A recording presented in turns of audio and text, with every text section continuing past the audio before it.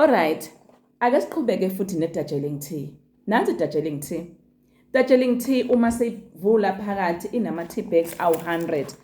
Lawa enza ukuthi kube u-100. Uyabona ukuthi kuno-25, 25, 25 nalawa aphinde enze u-25.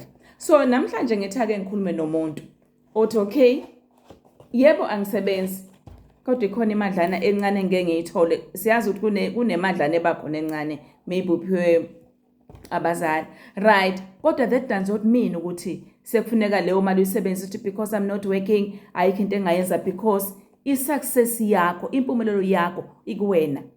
uDr Miles Monroe umethi uNkulunkulu impumelelo yakho wayibeka kuwena sikade kubeka esiswini sikama. That is true.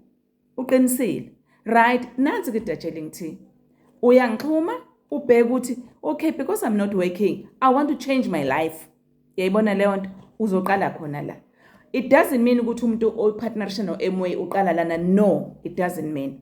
Ngikhuluma ngomuntu ongenayo imali. There are so many products esinawo kwa-Amway, many products. Organic, plant-based, concentrated. But ngibheke kumuntu othi nje ayibandla akuhle kahle.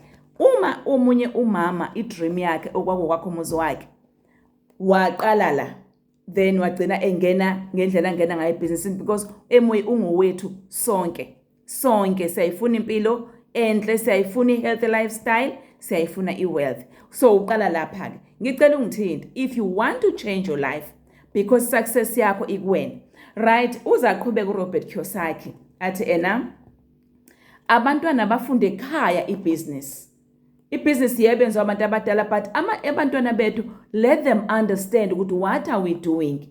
Nanka ama-products abantwana bazi ukuthi ibhizinisi lasekhaya leli, of which kufanele sishare nabanye abantu, because we do share ukuze sonke sishintshe impilo zethu.